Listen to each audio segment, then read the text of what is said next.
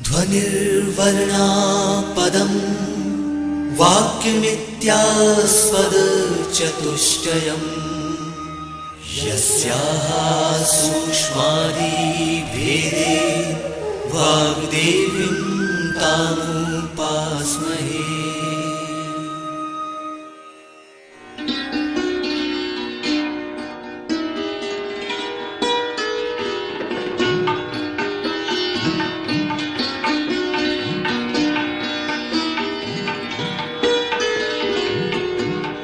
मध्य प्रदेश भोज मुक्त विश्वविद्यालय का इलेक्ट्रॉनिक माध्यम निर्माण और शोध केंद्र EMPRC प्रस्तुत करता है ध्वनि कार्यक्रम अभिप्रेरण और व्यक्तित्व विकास। यह कार्यक्रम प्रबंधन विषय पर आधारित है। अभिप्रेरण और व्यक्तित्व विकास के बारे में व्याख्यान देंगे डॉक्टर सुरेंद्र बिहारी गोस्वामी। कार्यक्रम का ध्वन्यांकन, संपादन और निर्देशन किया है अमर बहादुर यादव ने। तो आइए सुनते हैं ध्वनि कार्यक्रम अभिप्रेरण और व्यक्तित्व विकास।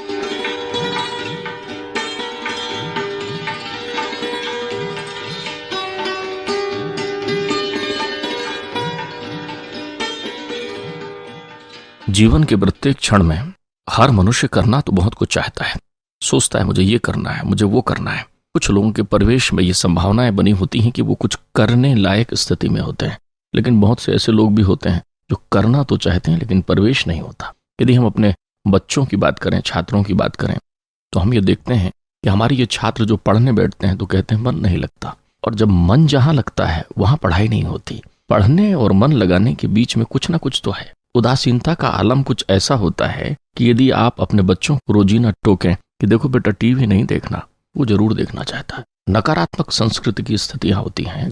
हर मनुष्य वो काम करना चाहता है जो उसका मन कहता है। मन के आयाम को यदि हम विकसित स्वरूप में देखना चाहें, इसके 3 भाग बड़े आराम से किए जा सकते हैं। एक मन, एक इंद्री और एक बुद्धि। अगर हम देखें तो हमारी इंद्रियों का नियंत्रण करता है हमारा मन, और हमारे मन का नियंत्रण करता है हमारी बुद्धि। इंद्रियां, आर्गन्स हमारे जो शरीर के हैं, जैसे एक बहुत छोटा सा उदाहरण हम लें और हम देखें कि एक व्यक्ति की इच्छा होती है चाट खाते हुए किसी को देख करके कि चलो भैया ये आलू टिकिया खाई जाए, और वो चाट के दुकान पर पहुंच जाता है। चाट के दुकान पर जाने की जैसी उसकी इच्छा होती है, कहीं से आदेश पैर को मिलता है और पैर चलता हुआ चाट के दुकान के सामने खड़ा हो जाता है। जबान चलने लगती है कुछ आदेश देने के लिए, तभी एक अंतर्द्वंद सामने आता है। एक अंदर से आवाज आती है, कोई कहता है भैया तुम्हें खांसी है, सर्दी है, डॉक्टर ने मना किया हुआ है, चाट ना खाओ। अब मन कह रहा है चाट खाना है, लेकिन अंदर छुपा कोई कह रहा है कि चाट न खाओ, डॉक्टर ने कहा हुआ है। ये जो अंदर छुपा कोई कह रहा है वो बुद्धि है। वही बुद्धि मन का नियंत्रण करता है। अब अगर बुद्धि मन की बात सुन ले तो अपनी इंद्रियों को रोक सकती है, और यदि इंद्रियों के नियंत्रण में नियंत्रण करता मन स्वयं हो जाए तो वो बुद्धि से वंचित हो जाएगी, और बुद्धिमत्ता के अभाव में किया गया कोई भी कार्य सफल होता ही नहीं है। दैनंदिन जीवन में यही समस्याएं नित्य प्रति हमारे न केवल छात्रों के बीच में बल्कि व्यवहारिक जीवन के हर व्यक्ति के सामने आती है कि कौन सा काम करे, कौन सा काम न करे। जो काम करने के लिए बुद्धि कहती है, उस काम को करते समय वो मन उदासीन होता है, क्योंकि वो मन के प्रतिकूल होता है। जैसे पढ़ने की सलाह देना, किताब सामने खुला हुआ है, पढ़ना आपको है, लेकिन मन पढ़ने में नहीं लग रहा है। मन और जल दोनों एक ही तत्व के 2 स्वरूप हैं, दोनों का स्वभाव एक जैसा है, मन और जल। देखिए, जल भी ऊपर से नीचे की ओर बहता है और मन भी अधोगामी होता है।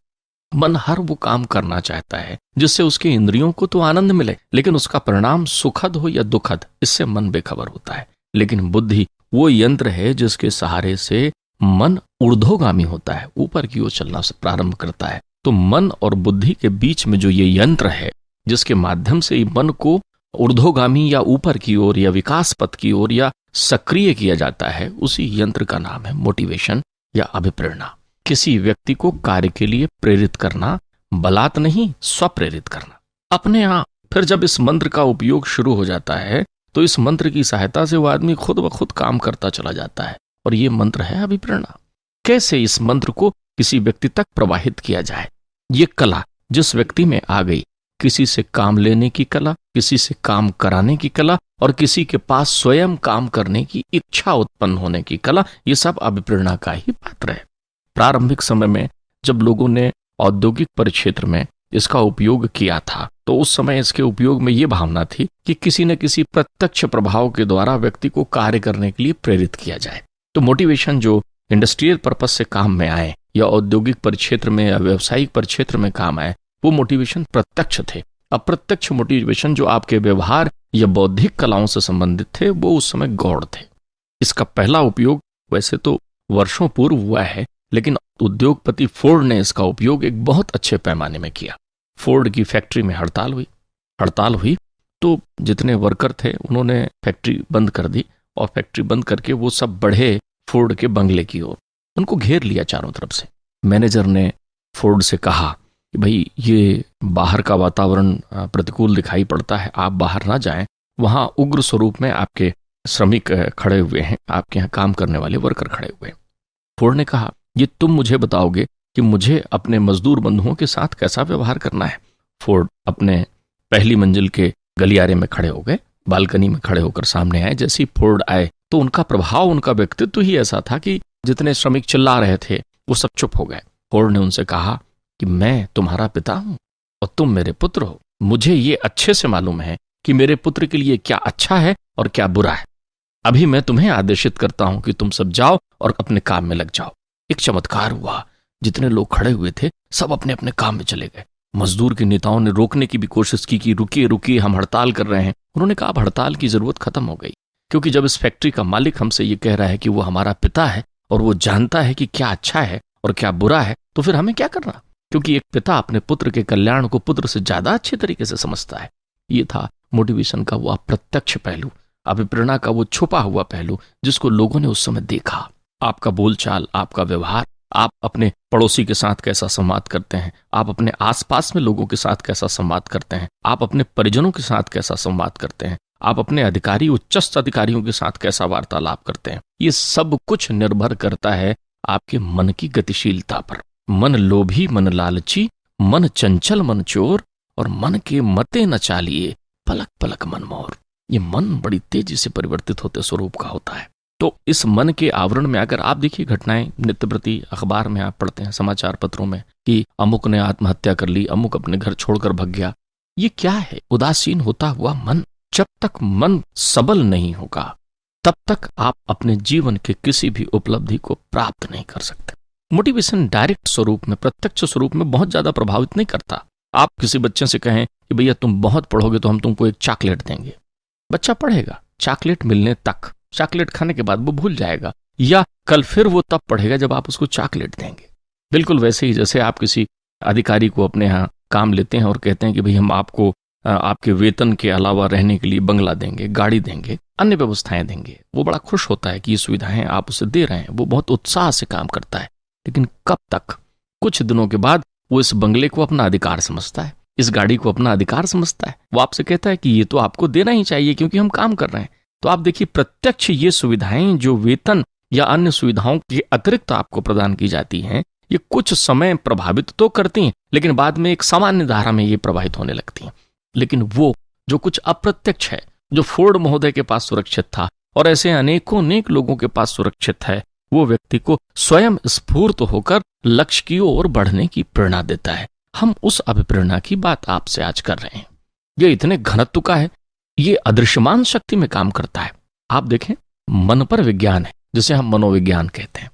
आप हर ऑर्गन्स को दिखा सकते हैं।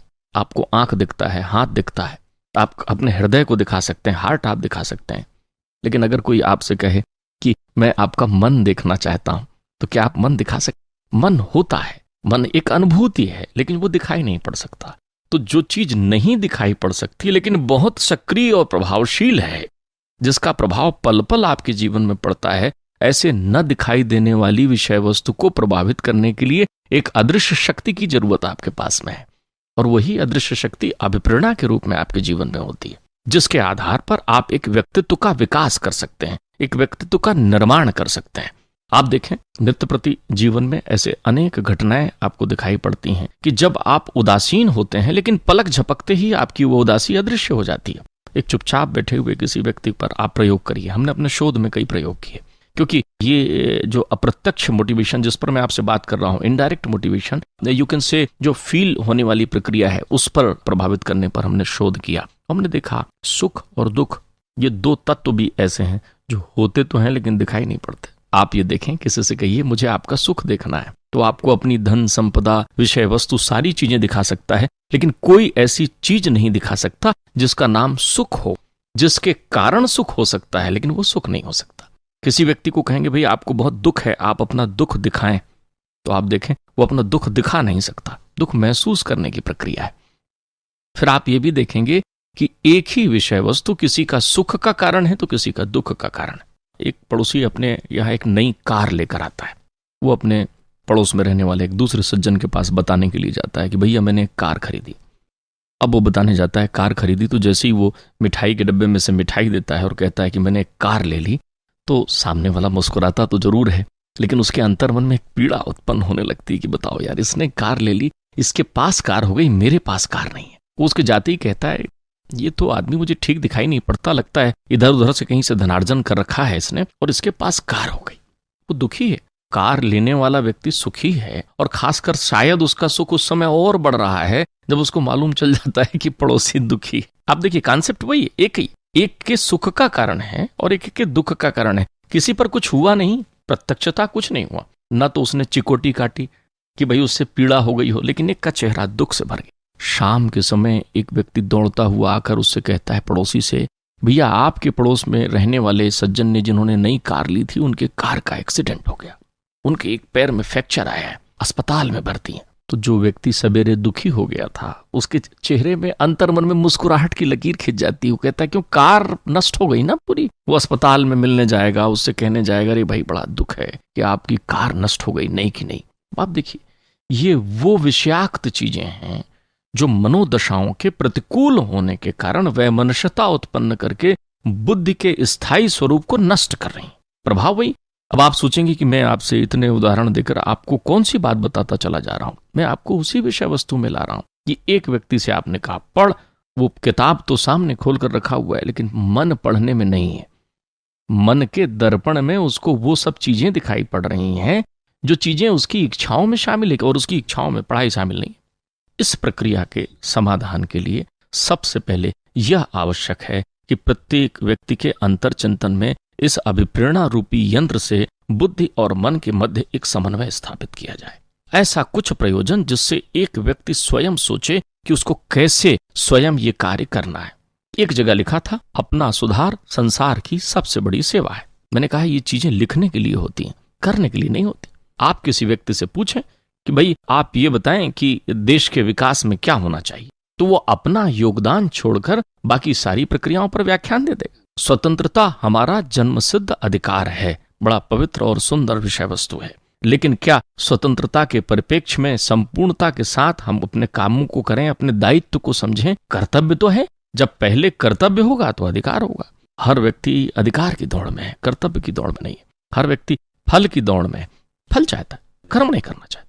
और कर्म करना चाहता है तो किसी प्रत्यक्ष परिवेश में करना चाहता है, लेकिन प्रत्यक्ष परिवेश में किया गया कर्म अप्रत्यक्ष उस मन को प्रेरित करने वाले परिवेश की तुलना में महत्वहीन हो जाता है समय व्यतीत हो जाने के बाद। आज की तकनीक में, आज के जमाने में, आज के दौर में एक नई विधा, खासकर निजी क्षेत्रों में आप देखिए, जितने भी निजी क्षेत्र हैं वहां जो लोग काम करते हैं एकदम तन्मयता से सवेरे 8 से रात 8 बजे तक वो काम कर रहे हैं, एकदम दौड़ रहे हैं स्वयं। ऐसा कुछ करना जिससे व्यक्ति स्वयं काम करने लगे। तो व्हाट इज मोटिवेशन? मोटिवेशन के शाब्दिक शब्दों की यदि हम व्याख्या करें तो आप देखें MOTIVATION मोटिवेशन बनता है। M फॉर मेंटल मूवमेंट, एक ऐसा ये मन का आंदोलन है। मन के आंदोलन को आप कुछ ऐसे रूप में समझ सकते हैं कि आज से 50 वर्ष पहले यदि किसी के घर में दस्तक होती थी, रात 11 बजे कुछ लोग पहुंचकर खटखटाते थे दरवाजा और कहते थे बहन जी हम लोग सत्याग्रह में बैठे हैं, सुबह वहां पर फिरंगियों की गोली भी चलने वाली है और हमें तुम्हारे इकलौते पुत्र की आवश्यकता है। हम चाहते हैं कि आपका बच्चा भी हमारे साथ सत्याग्रह में जाए, और सावधान ऐसा भी हो सकता है कि गोली एक उसके सीने में भी लगे। तो माताएं तिलक लगाती थीं, बहन राखी बांधती थीं और कहती थीं भैया बहुत अच्छा, हमारा पुत्र देश के काम आएगा तो कितनी अच्छी बात है। ये था उस परिवेश का मनोबल। आज 10 बजे रात को किसी के घर में आप दस्तक दीजिए और कहिए कि देश के लिए गोली खाने की बारी है, तो आज का परिवेश क्या कहता है? अंतर्मन वही, प्रक्रियाएं वही। मेंटल मूवमेंट उस समय क्या था? एक मन का आंदोलन था। जोत से जोत जगाते चल रहे थे। एक व्यक्ति यदि भूख हड़ताल पर बैठता था कि भोजन छोड़ देता था, एक वृद्ध बुजुर्ग तो संपूर्ण देश भोजन नहीं करता था। यह था मन का आंदोलन। तो मोटिवेशन का एम कहता है मेंटल मूवमेंट, मन के आंदोलन की बात कहता है। और आंदोलन का मतलब पर्याप्त तौर पर आप समझ रहे होंगे कि आंदोलन का आशय है ऑब्जर्वेशन। आप विश्लेषण करिए, आप मीमांसा करिए। किसकी? स्वयं की। किस ओ के लिए? ऑब्जर्वेशन में एक ओ और शामिल है, ऑब्जेक्ट के लिए। आपका उद्देश्य क्या है? उद्देश्य की दिशा में आपके प्रयत्न कितने हैं? प्रयत्न कितनी ईमानदारी से हैं? मोटिवेशन का तीसरा शब्द है T. What is T? T क्या कहता है? मोटिवेशन का टी कहता है ट्रू एंड फेयर, सत्य और विश्वसनीय। आप किसी भी विकल्प का चयन करें, उस विकल्प के प्रति और उस विकल्प का सत्य और विश्वसनीय होना आवश्यक है। तो जिस फीलिंग्स पर हम आप बात कर रहे हैं, वो फीलिंग्स भी अपने आप में सत्य और विश्वसनीय है। यह है मोटिवेशन का टी। मोटिवेशन का आई क्या कहता है? इंटरनल इफेक्ट, आंतरिक प्रभाव। आपके अंतर मन को प्रभावित। आप कई बार कहते हैं बातचीत के बीच में, आपकी बात इतनी अच्छी थी कि उसने मुझे अंदर तक प्रभावित किया। ये अंदर तक प्रभावित होना ही मोटिवेशन की कला है, अभिप्रेरणा की सफलता है। क्योंकि अभिप्रेरणा आपके अंतर चित्त को प्रभावित करती है। 99 ठोकरों से जो काम नहीं होता, वो 100वें ठोकर में मोटिवेशन से हो सकता है। जिस पल आपके जीवन में यह सुध-बुध की भावना आ गई कि जीवन जीने की कला आपके पास आ गई, उस पल आपके जीवन की शैली ही बदल जाती है, आपके काम करने का ढंग ही बदल जाता है।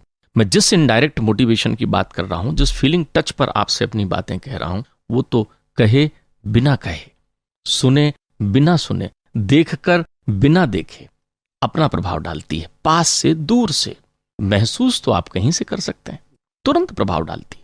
आप नाराज हैं अपने घर में, तो चाहे तो आप बड़बड़ा लीजिए, खूब जोर से चिल्ला लीजिए, गुस्सा दिखा लीजिए, लोग कहेंगे भाई नाराज हैं, नाराज हैं। और चाहे तो आप खामोश हो जाइए, तो लोग कहेंगे अरे भाई ये तो बिल्कुल चुपचाप हो गए हैं, मतलब नाराज हैं।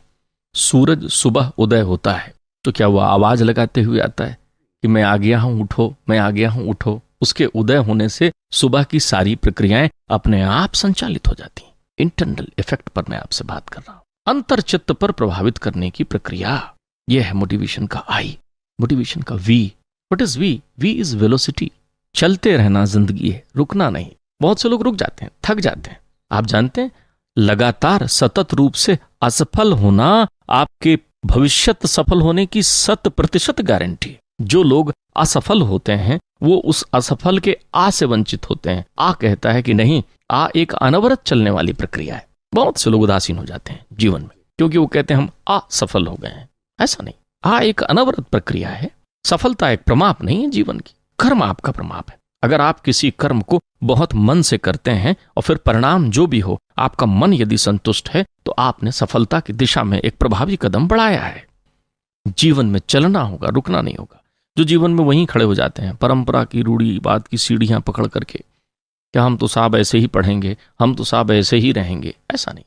कबीर कहते हैं, लीके लीके सब चले और लीके चले कपूत, और लीक छाड़ तीनों चले, शायर सिंह सपूत। आपको चलना होगा। वेलोसिटी कहता है चलते रहो, चलते रहो। तो जहां गतिशीलता है वहां मोटिवेशन है, जहां गतिशीलता नहीं है वहां मोटिवेशन नहीं है। आपको सतत रूप से चलना होगा। क्यों चलना होगा? क्योंकि आपको एडिक्वेट होना है, आपके जीवन में पर्याप्तता लाना है। कमी के विरुद्ध विकल्प है मोटिवेशन।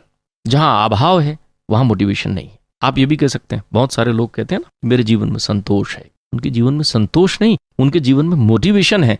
अगर संतोष और मोटिवेशन को एक तराजू में रखें तो वो पर्याप्त होगा। मोटिवेशन व्यक्ति को कहता है फुल्ली सेटिस्फाइड, एडिक्वेट, कहीं कोई अधूरापन नहीं रहता ऐसे व्यक्ति के जीवन। तो यदि आप चाहते हैं कि आप अपने जीवन को एक आदर्श युक्त जीवन बताना चाहते हैं, तो उदासीनता के विरुद्ध आपको इस बात को सदैव अपने आप में रखना होगा कि असंतोष आपको अपने कर्मों से हो सकता है, परिणाम के प्रति तो आपको संतोष रखना होगा। मैं उल्टी बात कह रहा हूं, आप समझिए, थोड़ा सा लीक से हटकर बात लग रही है, लेकिन इस बात की गहराई जो मैं कहना चाह रहा हूं उस भाषा को आप महसूस करने का प्रयत्न करेंगे।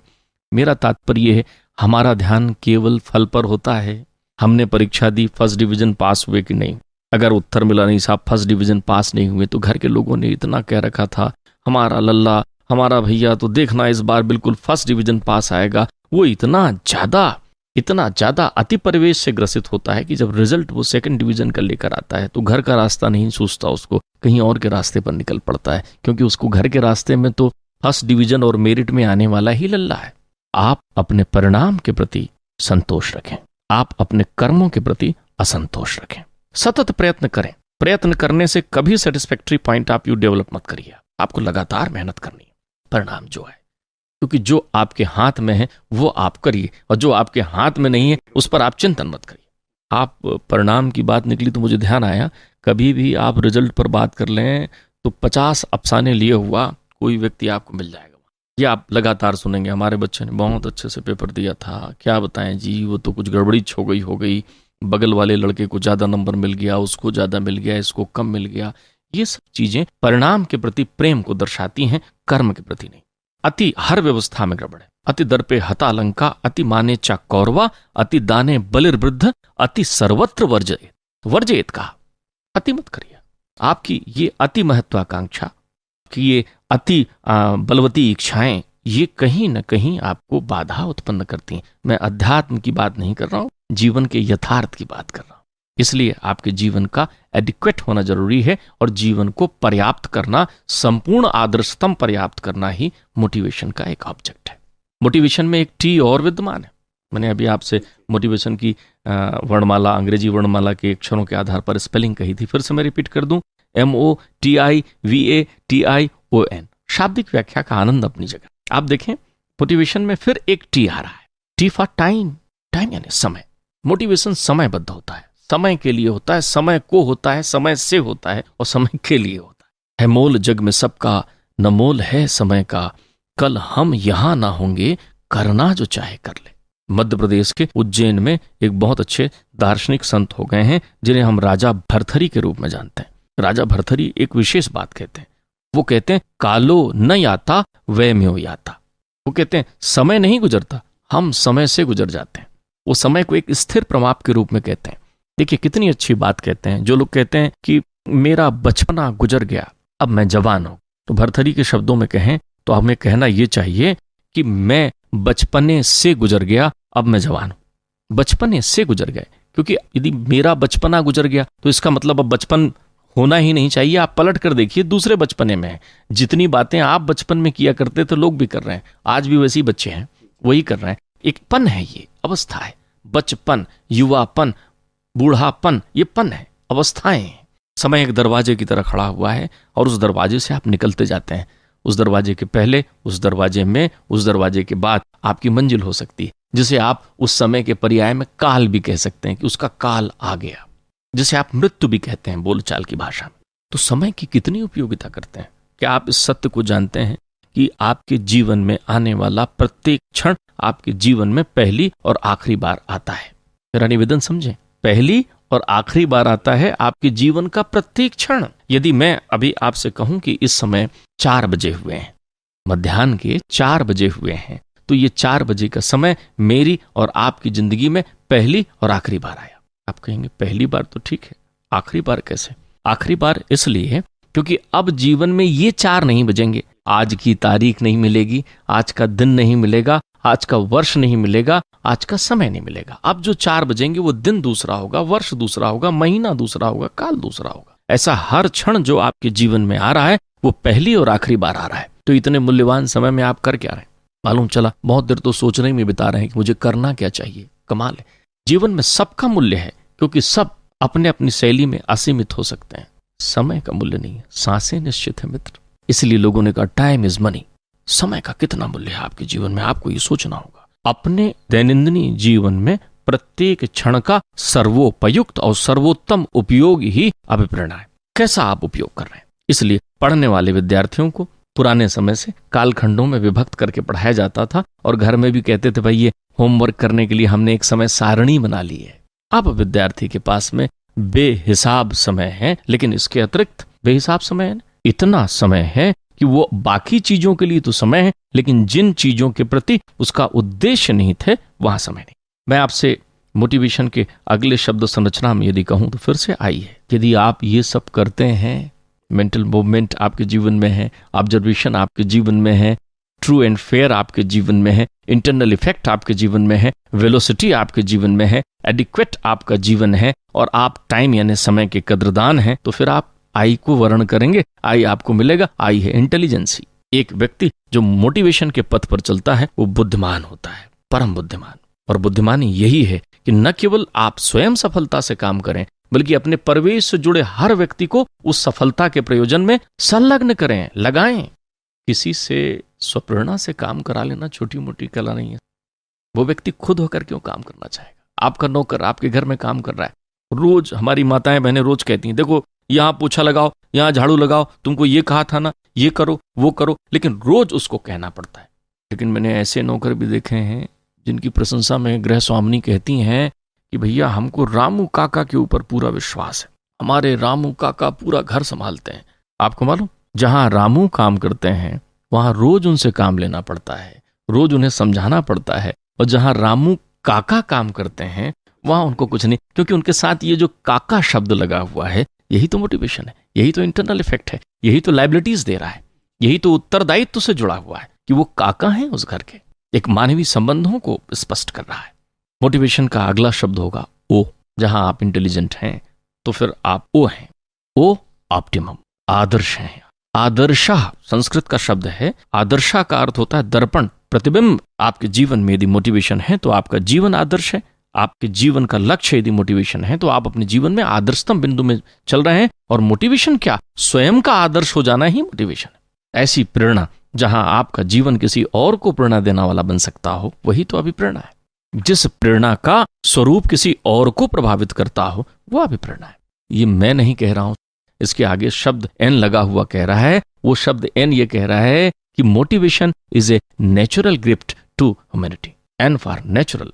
ये मनुष्य के पास ही हो सकता है, किसी पशु के पास नहीं। यदि आप मनुष्य हैं तो प्रकृति ने आपको अभिप्रेरणा के रूप में एक ऐसा अनुपम उपहार दिया हुआ है जिसकी सहायता से न केवल आप अपना जीवन सफल कर सकते हैं, उद्देश्य सफल कर सकते हैं, काज सफल कर सकते हैं, बल्कि लोगों को मिलजुल कर काम कराते हुए किसी कार्य की सफलता सुनिश्चित कर सकते हैं। या दूसरे शब्दों में कहूं, काज करें ही मिली बांट, सब काम करते चले जाए। तो इसलिए मोटिवेशन का ये अप्रत्यक्ष स्वरूप जो केवल महसूस करने के लिए है, फीलिंग्स है, ये इनडायरेक्ट मोटिवेशन का पार्ट है जो नित्य प्रति आपके जीवन में होता है। और यदि हमारे छात्र, हमारे श्रोतागण, हमारे परिवेश के लोग इस तथ्य का ध्यान रखें और अपने व्यवहार में इन सद्गुणों का समावेश करें, इस शैली को बनाकर रखें और इस अदृश्यमान सत्ता के मन को नियंत्रित करने के लिए मोटिवेशन का यंत्र चलाते रहें, तो बुद्धि से निकलने वाला ज्ञान का अविरल जल उस मोटिवेशन रूपी यंत्र से मन के साथ जुड़कर इंद्रियों को एक ऐसे पथ पर ले जाएगा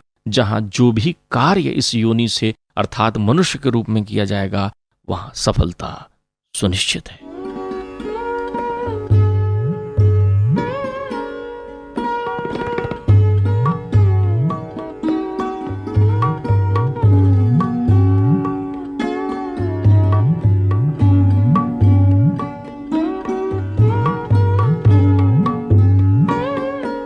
अभी आप सुन रहे थे ध्वनि कार्यक्रम अभिप्रेरण और व्यक्तित्व विकास।